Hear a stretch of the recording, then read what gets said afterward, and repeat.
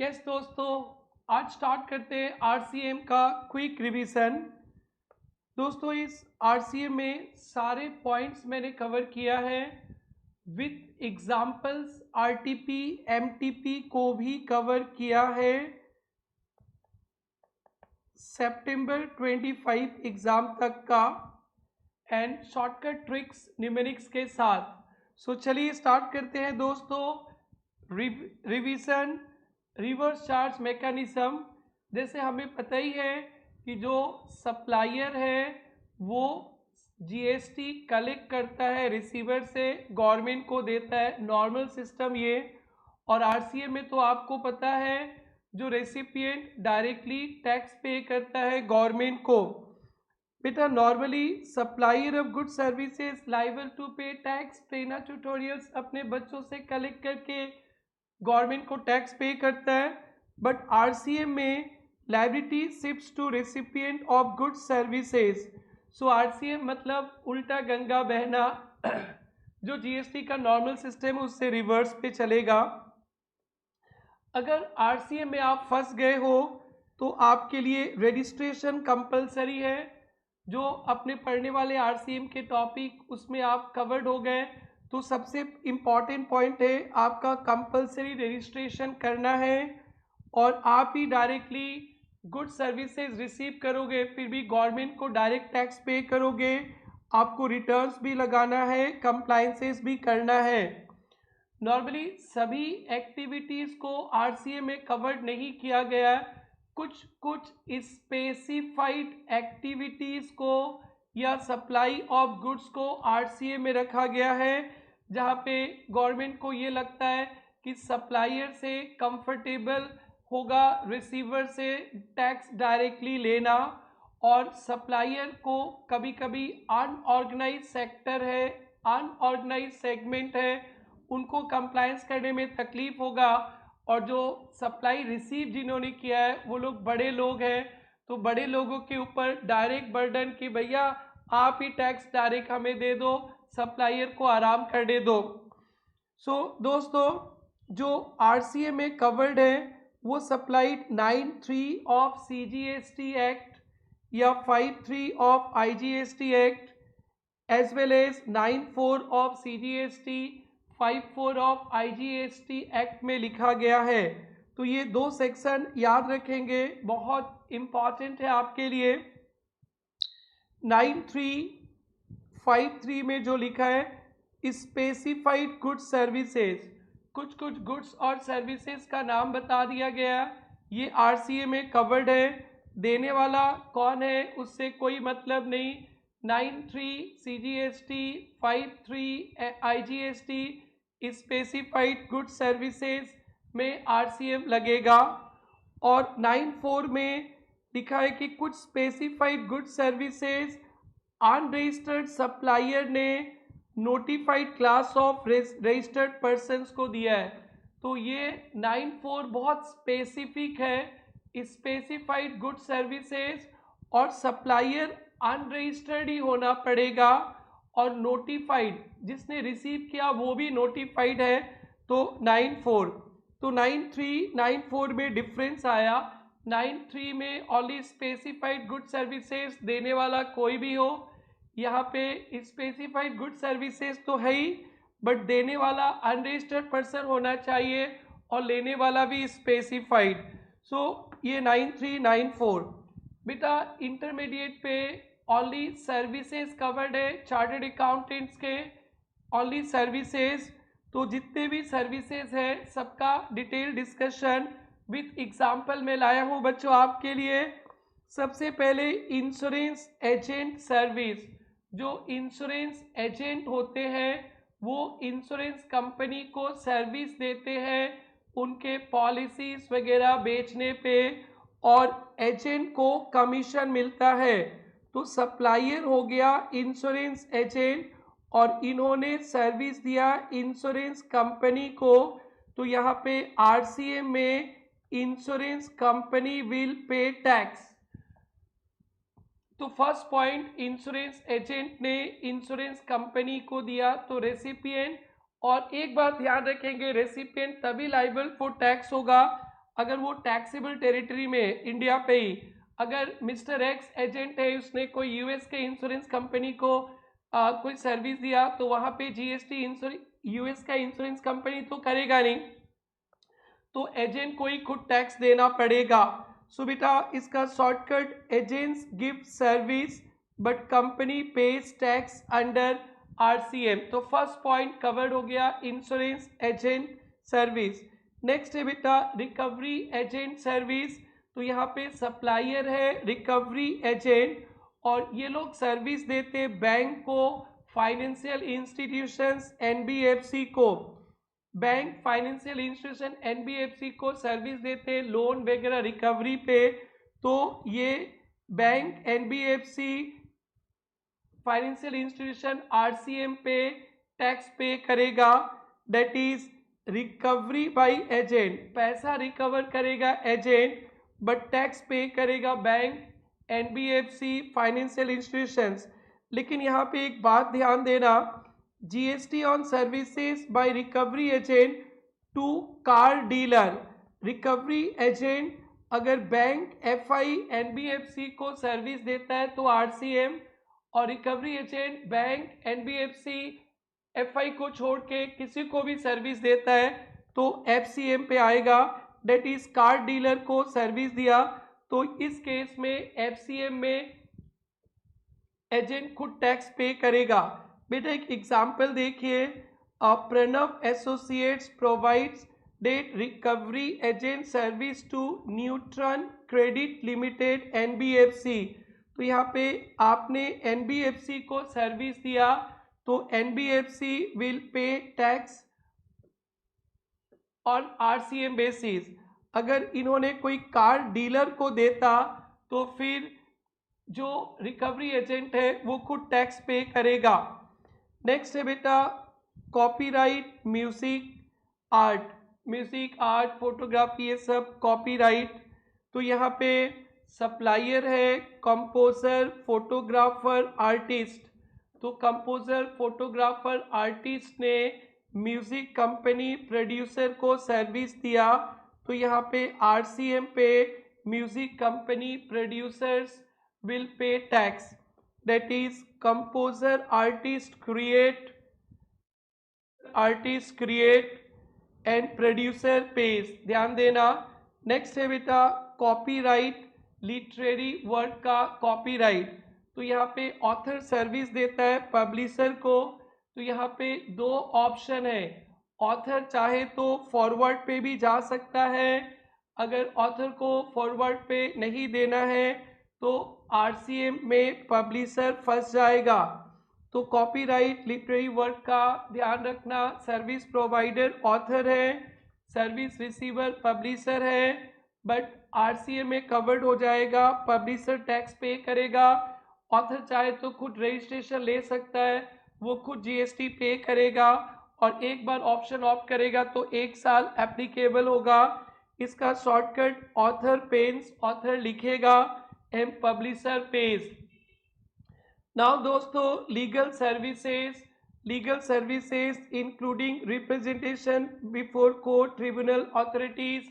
यहाँ पे service provider अगर इंडिविजुअल एडवोकेट है, सीनियर एडवोकेट है, फॉर्म ऑफ एडवोकेट, इन्होंने individual advocate, senior advocate, form of advocate ने कोई बिजनेस एंटिटी को सर्विस दिया है लीगल कंसल्टेंसीज रिलेटेड, तो बिजनेस एंटिटी आरसीएम में टैक्स पे करेगा।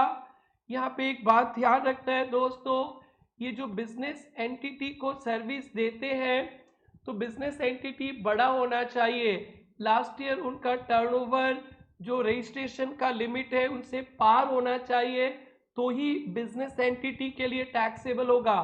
अगर वकील साहब छुटमुट बिजनेस को सर्विस देते तो टैक्स फ्री, बड़े बिजनेस जिनका last year turnover 10 lakh, 20 lakh, 40 lakh से ज़्यादा है उनको ही आरसीए में फंसाया गया।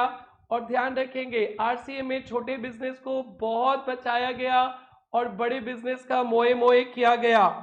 इसका देखो एडवोकेट आपके लिए एग्रीज करेगा और बिजनेस आरसीए में पे करेगा। इसमें एक example, mister Sushrut senior advocate receive legal fee from Tattva trading company, turnover 50 lakhs, taxable territory. तो इंडिविजुअल एडवोकेट को कंपनी से, बिजनेस से कंसल्टेंसी फी मिला और लास्ट ईयर 50 लाख टर्नओवर था, तो बड़े बिजनेस है, तो यहाँ पे तत्व ट्रेडिंग आरसीए में टैक्स पे करेगा। नेक्स्ट है बेटा सर्विस बाय आर्बिट्रल ट्रिब्यूनल। तो यहाँ भी सप्लायर आर्बिट्रल ट्रिब्यूनल है, बट टैक्स पे करेगा बड़े बिजनेस। बिजनेस एंटिटी के सामने लिख लेना, बिग बिजनेस वो होते जिनमें लास्ट ईयर टर्नओवर 10, 20, 40 लैक्स, जो भी थ्रेशोल्ड लिमिट है वो। नेक्स्ट है बेटा स्पॉन्सरशिप सर्विसेज, इसमें स्टार मार्क कीजिएगा। एक छोटा सा क्लेरिफिकेशन आया था जिसके लिए इम्पॉर्टेंट हो गया ये, और ये आरटीपी सितंबर 25 में एक क्वेश्चन था जिसको मैंने कवर किया, आप ध्यान देना। Sponsorship service provided to body corporate partnership firm LLP. जो प्रोवाइडर होगा any person other than body corporate, यानी नॉन बॉडी कॉर्पोरेट ने बॉडी कॉर्पोरेट को सर्विस दिया, पार्टनरशिप फर्म को सर्विस दिया, एलएलपी। ध्यान रखेंगे रेसिपिएंट टैक्सेबल टेरिटरी में होना पड़ेगा, तो आरसीएम अदरवाइज एफसीएम। तो एनबीसी ने बीसी को दिया, फर्म को दिया, एलएलपी को दिया, तो आरसीएम में बीसी, फर्म, एलएलपी टैक्स भरेगा, एनबीसी टू बीसी वगैरह। की पॉइंट्स याद रखेंगे, अगर बीसी ने किसी को भी दिया, बॉडी कॉर्पोरेट ने स्पॉन्सरशिप सर्विस किसी को भी दिया, तो एफसीएम में। ये एग्जाम्पल सभी बच्चे इंपॉर्टेंट रखेंगे एग्जाम के लिए। Pandit jewels limited Maharashtra pays 1,50,000 sponsorship fee to regal foundation commerce organiser of summit in Surat. तो यहाँ पे Pandit jewels private limited body corporate ने पैसा दिया, किसको दिया, रीगल फाउंडेशन। तो एक बात ध्यान रखना, यहाँ पे बॉडी कॉर्पोरेट ने पैसा दिया, यानी सर्विस बॉडी कॉर्पोरेट पंडित ज्वेल्स लिमिटेड को मिल रहा है, और रीगल फाउंडेशन ने दिया, उन्होंने कुछ सेमिनार ऑर्गेनाइज किया, उसमें पंडित ज्वेल्स का एडवर्टाइजमेंट किया, तो रीगल ने सर्विस दिया बॉडी कॉर्पोरेट को। अगर रीगल नॉन बॉडी कॉर्पोरेट है तो फिर आरसीएम में फंसेगा, रीगल भी बॉडी कॉर्पोरेट है तो सर्विस देने वाला बॉडी कॉर्पोरेट है, तो एफसीएम में। Who page GST if Regal foundation body corporate, तो बॉडी कॉर्पोरेट सप्लायर होगा, तो बॉडी कॉर्पोरेट बड़े लोग होते, FCM. Not a body corporate, छोटे लोग सर्विस दिए, तो आरसीएम में रीगल, आरसीएम में Pandit jewels private Limited tax भरेगा। नेक्स्ट है बेटा service by director to company body corporate. Director जो सर्विस दिया है कंपनी को, तो यहाँ पे डायरेक्टर इंडिपेंडेंट भी हो सकता है, एम्प्लॉय भी हो सकता है, रिसीवर कंपनी है, company will pay tax, company will pay tax.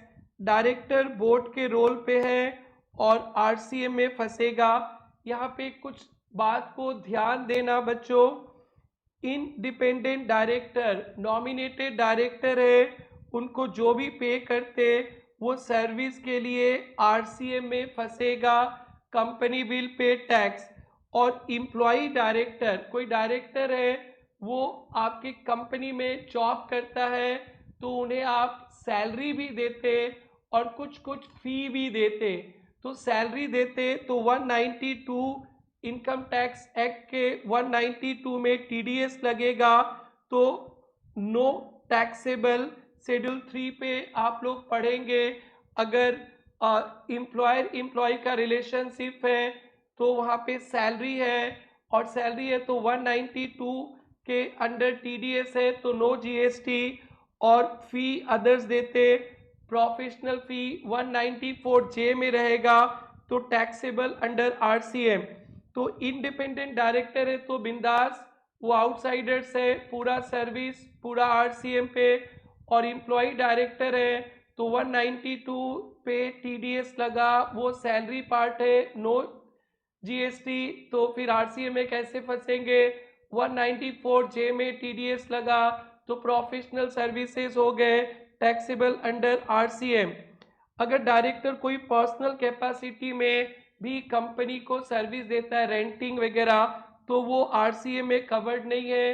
Renting of immovable property का जो अलग से नियम है वहाँ देखेंगे। एक मिस्टर सुफ डायरेक्टर है स्टार कंपनी प्राइवेट लिमिटेड का, 1,25,000 रेमुनरेशन मिला। इस GST applicable if he is independent director? Yes. अगर आप इंडिपेंडेंट डायरेक्टर है तो यस, और कंपनी विल पे GST। अगर आप एग्जीक्यूटिव डायरेक्टर एम्प्लॉय है तो 60,000 TDS 192 पे नो GST, तो RCM का सवाल ही नहीं। और 65 प्रोफेशनल फी 194J में, तो बेटा यहाँ पे TDS लगेगा 194J में, तो यहाँ पे GST लगेगा RCM पे, कंपनी बिल पे। तो first answer independent director GST applicable, company will pay tax. 60,000 salary not taxable, employer-employee relationship schedule 3, 65 professional fee taxable GST by company। तो 192 सैलरी में TDS कटेगा तो एम्प्लॉयर नो GST। 194J में professional फी यहाँ पे RCM में फंस जाएंगे। नेक्स्ट है बेटा security services, supply of security personal, underline करेंगे। सिक्योरिटी सर्विसेज बहुत होता है, CCTV कैमरा वगैरह वगैरह, स्नीपर डॉग, वो नहीं। सिक्योरिटी पर्सनल सप्लाई किया है टू रजिस्टर्ड पर्सन, किसने दिया है? ध्यान देना, नॉन बॉडी कॉर्पोरेट। एक बात तो ध्यान ही रखेंगे, अगर सप्लायर बॉडी कॉर्पोरेट हुआ तो बड़े लोग हो गए, तो बड़े लोग हो गए तो सप्लायर ही को GST पे कर देगा। तो नॉन बॉडी कॉर्पोरेट ने दिया GST रजिस्टर्ड पर्सन्स को, GST रजिस्टर्ड पर्सन्स को, तो RCM में फंस जाएंगे। Registered person will pay tax. कुछ इंपॉर्टेंट पॉइंट ध्यान रखेंगे, ये security personal services government department, establishment, local authority, agencies register for TDS। ये टर्म बहुत मिलेगा, आप लोग ध्यान रखना। गवर्नमेंट डिपार्टमेंट या एस्टेब्लिशमेंट, लोकल अथॉरिटी रजिस्टर्ड होते TDS अंडर सेक्शन 51 के लिए GST का, तो उसको GLA 51 बोलेंगे। एग्जेम्प्टेड सप्लाई में भी काम आएगा। तो गवर्नमेंट डिपार्टमेंट्स वगैरह ऐसे नहीं बोल के GLA 51, G मतलब गवर्नमेंट डिपार्टमेंट, L मतलब local authorities, agencies registered under 51। यहाँ पे सिक्योरिटी सर्विसेज है तो टैक्स फ्री, नो RCM। और registered person composition levy scheme में है, उनको सर्विस दिया गया तो भी RCM में नहीं, FCM में फंस जाएंगे। FCM पे देखेंगे example, payment for security services is made to Safe and Secure Solution Private Limited. Safe and Secure Solution Private Limited एक कंपनी है, नॉट रजिस्टर्ड अंडर GST। इन्होंने सर्विस दिया है किसी को, तो ये बाई बॉडी कॉर्पोरेट हो गया तो RCM में नहीं फंसेगा, FCM में आएगा। So no RCM on security apply when supplier is other than body corporate. Here supplier is private limited, body corporate, FCM लगेगा। और शायद ये बॉडी कॉर्पोरेट छोटा बिजनेस होगा, तो सिंस रजिस्टर्ड नहीं है तो यहाँ पे GST 20 मतलब 20 lakhs के नीचे रहेगा तो GST लगेगा नहीं, ध्यान देना। और एक है mister Kumar individual supplies guard to XYZ private limited. यहाँ पे एक इंडिविजुअल ने कंपनी को सर्विस दिया तो XYZ will pay tax under RCM। Next है बेटा renting of motor vehicle with fuel and to body corporate without 12%। इसमें थोड़ा सा चक्कर है, आप टाइम दीजिएगा अच्छा से। मोटर व्हीकल दिया गया, विथ फ्यूल दिया गया बॉडी कॉर्पोरेट को, एंड 12% टैक्स नहीं लगा है, तो सप्लायर होना चाहिए नॉन बॉडी कॉर्पोरेट, और सर्विस दिया बॉडी कॉर्पोरेट को। एनबीसी ने बीसी को सर्विस दिया है, तो यहाँ पे body corporate will pay tax, non body corporate नहीं देगा। That is vehicle hired for period of time, मैंने किसी कंपनी ने कुछ गाड़ी वगैरह कार वगैरह आपके रेंट पे ले लिया, 1 महीना 2 महीना 3 महीना के लिए अपने हिसाब से यूज करेंगे, तो यहाँ पे आरसीएम में फंसेंगे। इसमें कुछ क्लेरिफिकेशन है, ध्यान से देखिएगा। बेटा एफसीएम नहीं लगेगा अगर सप्लायर बॉडी कॉर्पोरेट है, वो तो पता चल ही गया। अगर सप्लायर बॉडी कॉर्पोरेट है तो याद ही नहीं रखना, बड़े लोग देंगे तो आप खुद टैक्स देख लो। अगर सप्लायर ऑप्स 12% फॉरवर्ड चार्ज, अगर सप्लायर कोई भी है वो 12% चार्ज करता है जीएसटी, देखो विदाउट 12% 12% चार्ज करता है, तो उस केस में भी आरसीएम नहीं FCM. And service is for specific trips voyage, मतलब कोई कार वगैरह हमने रेंट वेंट पे लिया और बोला है कि ये यहाँ से वहाँ पहुँचा दो, यहाँ से वहाँ पहुँचा दो, बस चले जाओ, तो ये पैसेंजर ट्रांसपोर्ट सर्विस हो गया। ये रेंटिंग ऑफ मोटर व्हीकल तभी होगा जब कंपनी के पास ही गाड़ी उड़ी रहेगा, कंपनी को ही डिसाइड करना है। अगर कंपनी ने कहा कि पैसेंजर इधर से इधर पहुंचा दो वैसे वैसे, तो वो पैसेंजर ट्रांसपोर्ट सर्विस हो गया, वो आरसीएम में नहीं फंसेगा। इंपॉर्टेंट है, ध्यान दीजिएगा। Moto power private limited body corporate rent car with fuel to जेमेज travel limited registered body corporate with diesel for running car does RCM, तो यहाँ पे बॉडी कॉर्पोरेट ने दिया ना, तो नो आरसीएम। सप्लायर इज, ये नहीं लगेगा, आरसीएम तब लगेगा जब नॉन बॉडी कॉर्पोरेट देता है। यहाँ पे supplier is Moto power private limited, body corporate है, तो जीएसटी फॉरवर्ड मैकेनिज्म पे आएगा। Is it okay?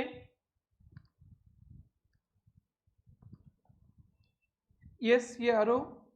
GTA goods transport agency services, ये बहुत इंपॉर्टेंट है बेटा एग्जाम के लिए। जैसे रेंटिंग ऑफ मोटर व्हीकल था ना 12% विदाउट वाला पे, तो यहाँ पे भी जीटीए में भी कुछ ऐसे ही है।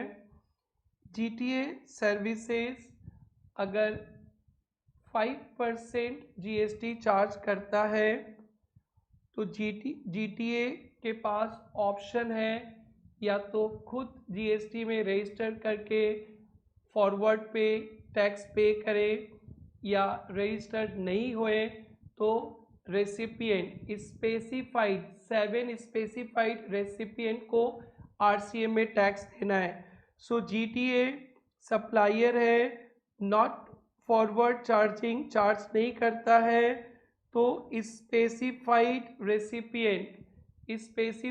रेसिपिएंट 7 होते हैं, वो टैक्स पे करेंगे। 7F का मतलब बेटा factories and firm, factories register under factories act, और पार्टनरशिप फर्म को टैक्स पे करना है। जी मतलब जीएसटी रजिस्टर्ड, जो जीएसटी रजिस्टर्ड है उनको सर्विस दिया है तो वो आरसीए में टैक्स पे करेंगे। बी मतलब bodies, that is body corporate societies, cooperative societies and casual taxable persons, ये 7 रेसिपिएंट। तो याद रखना जीटीए ने 7 रेसिपिएंट को सर्विस दिया है तो ही वो आरसीएम में फंसेंगे और ये लोग पे करेंगे। अगर जीटीए ऑप्ट करता है कि हम पे करें तो ठीक है। So GTA does not want to pay tax under FCM and does not issue invoice, तो आरसीएम कब नहीं लगेगा? जीटीए खुद पे कर रहा है, 12% टैक्स चार्ज कर रहा है, और रेसिपिएंट जीएलए 51। सो बताया था ना, जी मतलब government authority, government department, local authorities, agencies जो TDS 51 पे रजिस्टर्ड है एग्जेम, और अनरजिस्टर्ड इंडिविजुअल को GTA दिया है तो भी exempt. Only 7 specified bodies FGB ध्यान रखेंगे। GST रेट 5% है। RCM FCM किसी में भी जा सकता है, बट 12% अगर GTA टैक्स दिखा रहा है तो वो RCM में फंसेगा नहीं। FCM पे अगर 5% दिखाएगा तो उन्हें ITC नहीं मिलने वाला है।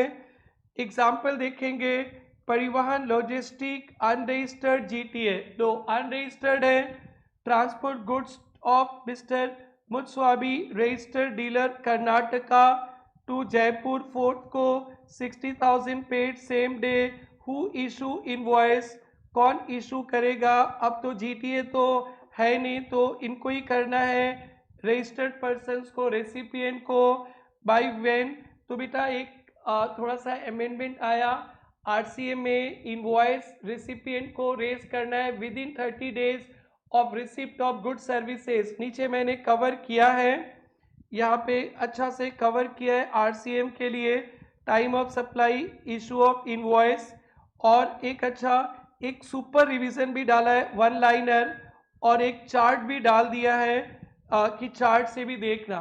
तो आपको बेसिकली 3 पॉइंट्स में कवर करेंगे, ये आप खुद देखिएगा आप लोग चार्ट्स, और ये जो 24 पॉइंट्स RCA में कवर करेंगे उसको वन लाइनर भी रखा गया सुपर रिवीजन के लिए, और थोड़ा सा tax invoice, time of supply पे भी चर्चा करेंगे क्योंकि बहुत अमेंडमेंट्स है इसलिए। तो चलिए मेन मुद्दा पे आते हैं। तो कौन टैक्स इनवॉइस रेज करेगा? इनवॉइस रेसिपिएंट रेज करेंगे विद इन 30 डेज। बेटा ये नया है, अमेंडमेंट है, और ये क्वेश्चन भी इम्पॉर्टेंट है। और टाइम ऑफ सप्लाई पूछा है, तो टाइम ऑफ सप्लाई के केस में अपन पढ़ेंगे, बट ऐसे तो याद ही है बेटा, पेमेंट देखते हैं और 61st day of invoice by supplier. अब तो आ गया date of invoice by recipient, तो date of invoice by recipient, 61st day of invoice of supplier and payment whichever is earlier. तो यहाँ पे तो बेटा दिख ही रहा है 4 जनवरी को पेड सेम डे, तो आंसर अल्टीमेटली चला जाएगा 4 फेब को।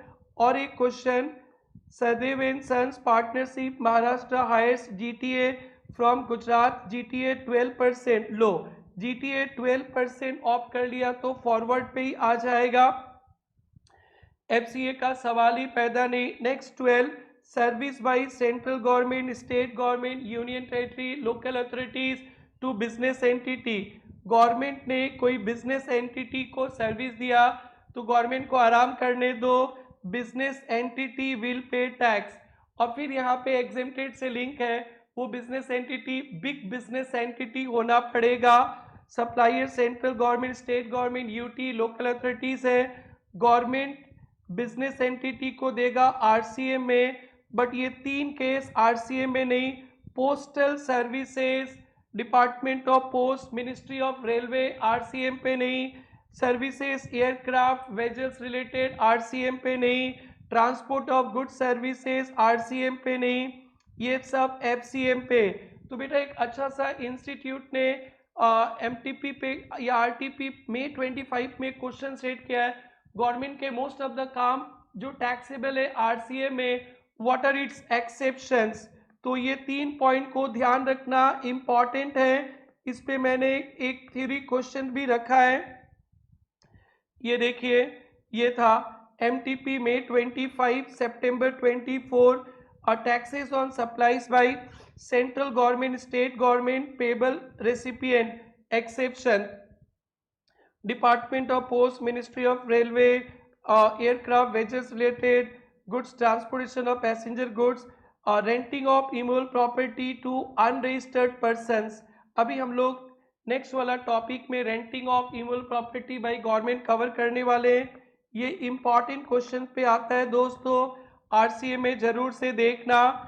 ये रैपिड रिवीजन है, समझा रहे कम, एग्जाम ओरिएंटेड है, तो आपको लगेगा कि इतना जल्दी खत्म हो रहा है, तो बेटा टेंशन नहीं लेना, जल्दी खत्म होगा ये।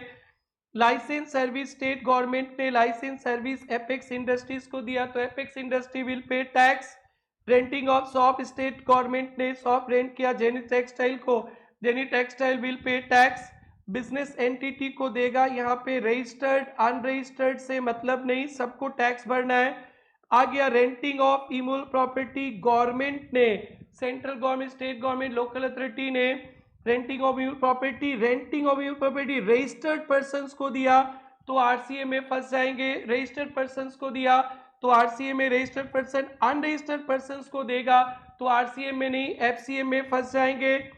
Excluding ministry of railway, railway वाला एफसीएम पे, गवर्नमेंट रेंट देगा रजिस्टर्ड पर्संस को आरसीएम पे, अनरजिस्टर्ड को देगा तो एफसीएम पे। Local authority rents municipal shop to a registered trader, A will pay tax.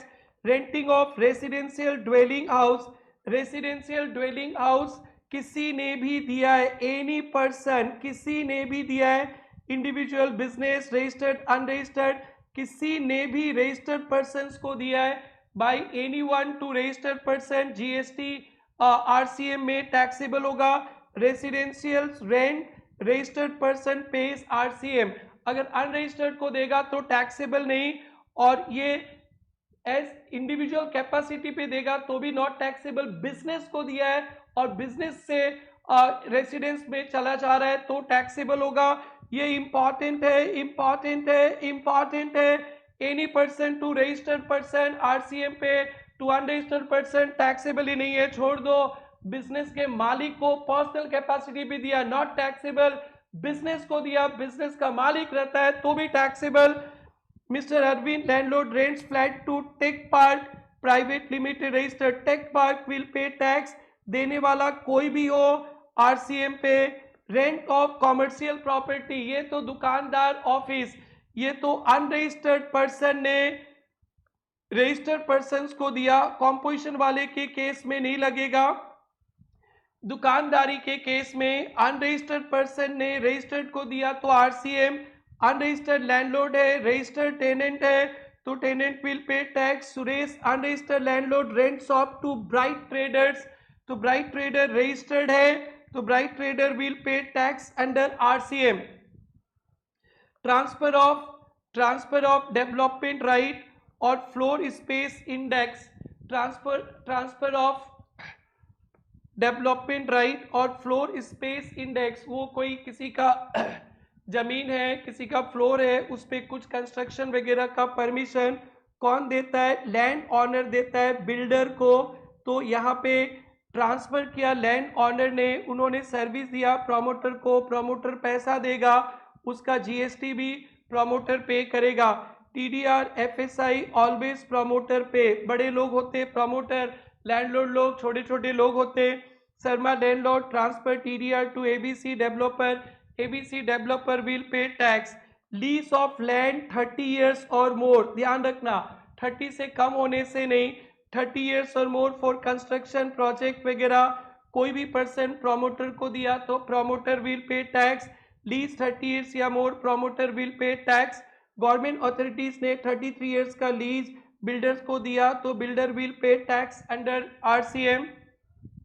Services by overseeing committee, RBI ने कुछ ओवरसीइंग कमिटी बनाया तो कोई मेंबर ने उनको सर्विस दिया, कमिटी के मेंबर ने आरबीआई को सर्विस दिया, उस पे टैक्स आरबीआई गवर्नमेंट को पे करेगा। Overseeing committee RBI pays tax. Verma retired banker provide advisory service to committee member, services committee member, RBI will pay tax. Direct selling agent, अगर individual direct selling agent है, bank NBFC को service देता है individual, थोड़ा ध्यान देना इसमें questions बहुत आ रहे हैं। Individual direct selling agent bank NBFC को सर्विस देता है तो बैंक एनबीएफसी टैक्स पे करेगा। अगर body corporate partnership firm LLP bank को सर्विस देता है तो एफसीएम में फंसेगा। डीएसए इंडिविजुअल, बैंक एनबीएफसी पे RCM. Arjun individual sources loan customer for HDFC bank, HDFC bank will pay tax. Business facilitator ने बैंक को दिया, बिजनेस फैसिलिटेटर कोई भी हो सकता है, बिजनेस फैसिलिटेटर बैंक को दिया तो bank will pay tax under RCM। Rural connect business facilitator open rural account of PNB bank, तो PNB bank pays GST।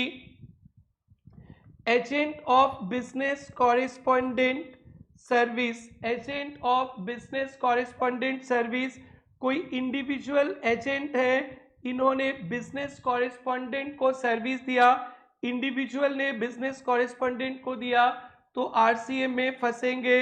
Ramen collect document deposit for ABC correspondent private limited, तो ABC correspondent private limited will pay tax. Last है बेटा landing of securities सेवी guideline, किसी lender ने अपना securities किसी intermediary के थ्रू बोरोवर को दिया तो borrower will pay tax. Raj lands Reliance shares via NSDL XYZ private limited borrows them, तो राज ने सर्विस दिया XYZ प्राइवेट को, राज छोटे हैं XYZ बड़े हैं तो XYZ विल पे टैक्स। दो बेटा IGST में कवर्ड है, देख लेंगे। Services from non taxable territory, foreigner ने रेसिपिएंट को दिया है इंडियन में तो recipient will pay tax. Non taxable online service पे नहीं। और transport of goods by vessels import foreign shipping company ने तो इंपोर्टर विल पे टैक्स। बेटा अगर RCM में फंसते हो तो आपको रजिस्ट्रेशन करना है, आपको सेल्फ इनवॉइसिंग भी करना है।